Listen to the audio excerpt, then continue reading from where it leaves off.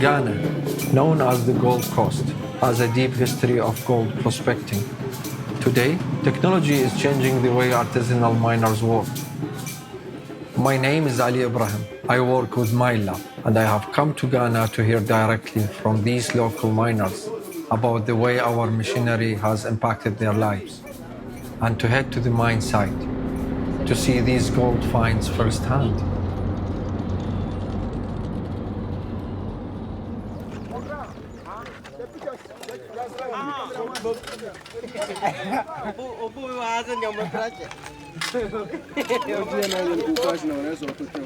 Hi, how are you? I'm fine, you? I'm fine. So your main business is you prospect for gold? For almost 6 years now.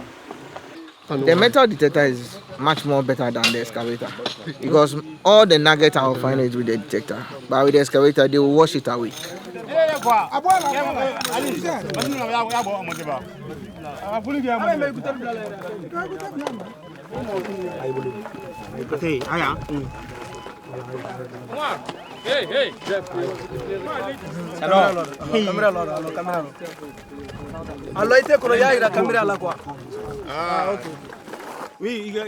First, I don't have anything. I don't have any money, but I bought the machine. I get money. Now I buy car. I build the house. Because for this machine, my life changed. From site to site, I was struck by the amount of people that now have the opportunity to find gold. Well, this machine is helping us take care of ourselves, take care of our mom and our family. It left me curious to meet the locals who are working with Minelab to help them get this new technology. Hi, how are you? Tell me, what's your name? My name is Fatima Ibrahim. I have customers at Babiani and Carrier, so I have to come here and purchase everything with my money, sell to them, then earn a little profit. Many young guys are unemployed, but when they get this machine, it's even a full-time business for them. Wow, you have gold on you. Can I see it? With your machine. Can I see it? Yeah, you can see it, no problem. Show us. You can see it. Oh, wow, nice. Which machine you used? With Gold Master. Oh, Gold Master, yeah. wow, beautiful. The Gold Master is very good, very powerful. I know plenty people, Minelab change them life, plenty. Even me, I can say the first, even get money to buy food is problem for me. But because of Minelab, I don't beg anyone. I build my own house. Now I get my own car. Now I can take plane to travel from here to my hometown because of Minelab. That's a beautiful story. I'm happy to hear it. Thank you very much. We really appreciate that. Okay. Thanks a lot. I left Ghana feeling inspired by the stories of these hard-working miners, in awe of the ripple effects that innovating technology can have. With our metal detectors in their hands, these people were empowered to build new lives for themselves.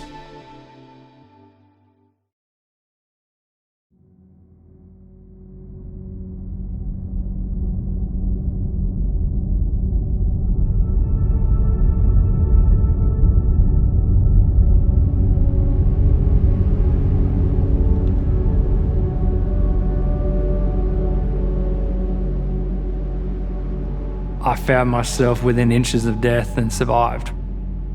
Our job was to look beyond and through the earth in order to try to find things that could potentially kill us. My name's Nathan Bolton. I was a special operations engineer and I was in the Australian Defence Force between 2008 and 2014. Our job as engineers in Afghanistan was to use a metal detector and try to find the bombs in the ground before anyone else stood on them. So not only are you a shooter and you're dealing with the shooting threat, you're also responsible for the lives of everyone else in your team from a threat that you could not see. We actually had commando operators. We actually had guys that we were working with refusing to get out of their vehicles until we had actually gotten out, cleared the area around their vehicles so that they felt safe enough to actually step on the ground. Our job was to put everyone else's mind at ease. I was lucky. I've lost multiple mates to IED strikes. I always had an age-old question when I was growing up, am I the kind of guy that would run into a burning building or am I the guy that would run away? And I guess looking for IEDs became the ultimate test of self. What am I made of? So regardless of the trauma and the experiences I've been through, I loved my job. Everyone donning their greens, coming together under one common goal, being a part of a tribe, being a part of a community where you got a whole group of other guys looking out for your back. And while they're doing that, you're looking out for theirs.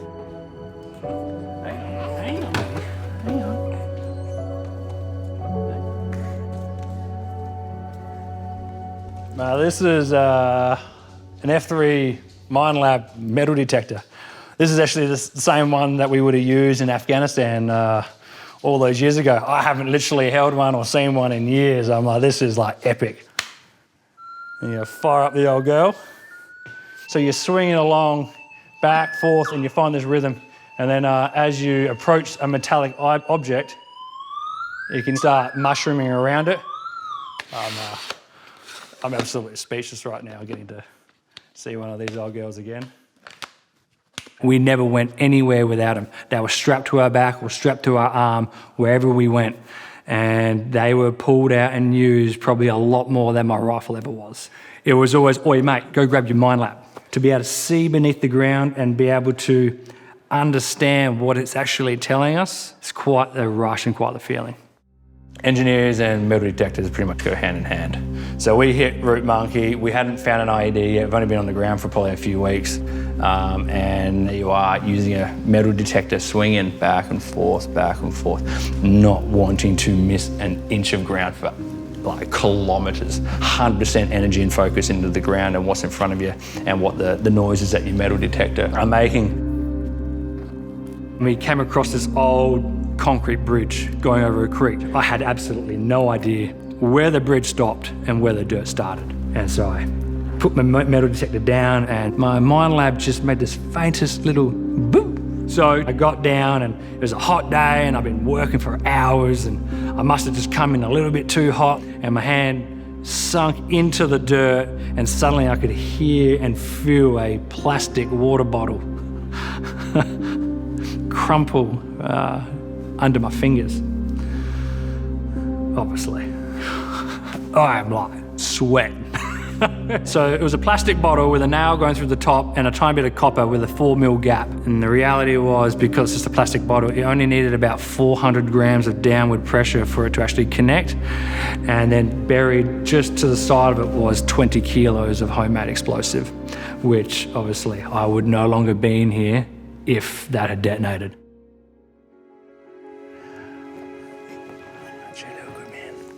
Hey? What? Yeah. You realise any sort of notions of invincibility, that whole adrenaline side of the house, you're like, I actually want to be here. I want to be around here. I want to be a great partner to my partner. I want to be a great father. I want to let him know that I'm proud of him when he does great things. I want to be present. I'm able to embrace and share in these experiences now because I had the equipment to stay alive when I was at war. Excited to see what comes next.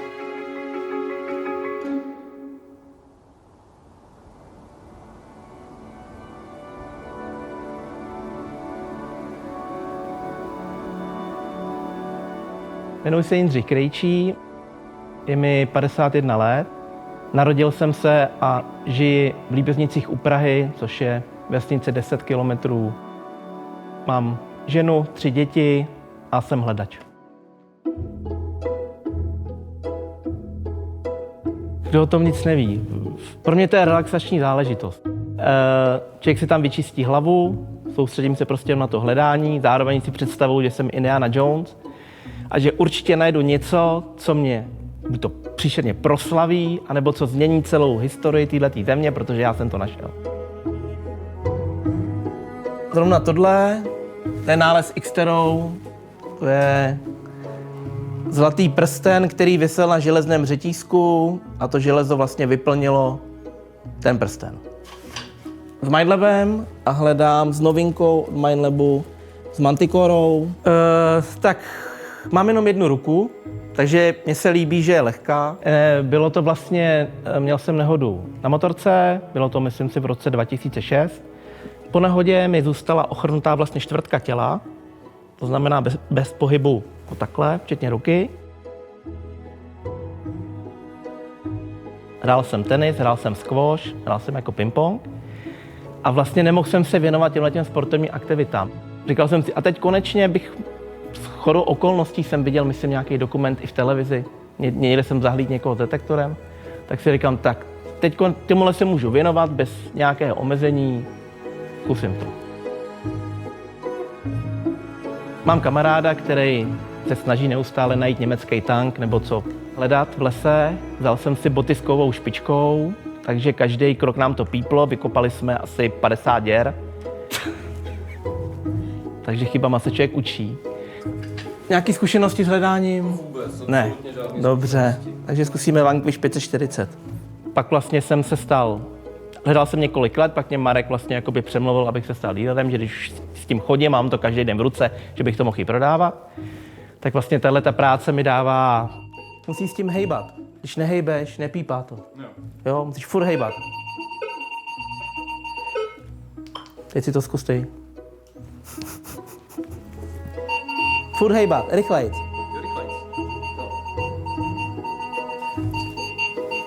No, a je to tvoje. Dostal jsem se do nového prostředí, poznal jsem nové lidi, mám nový kamarády, protože těch kamarádů je teď taky míň, protože...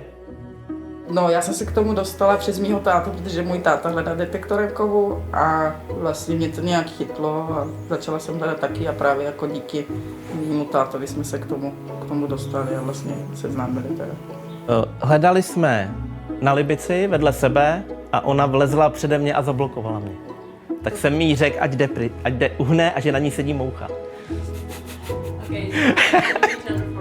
Jednou spolu hledat a bylo to. Tak to bylo. No, ale nejdřív to bylo s tou mouchou. We decided in 2010 to start large project of non-destructive research of the area. And we started to cooperate with a group of the metadetectorists, and then there was the leading person in this club who cooperated with us for 10 years.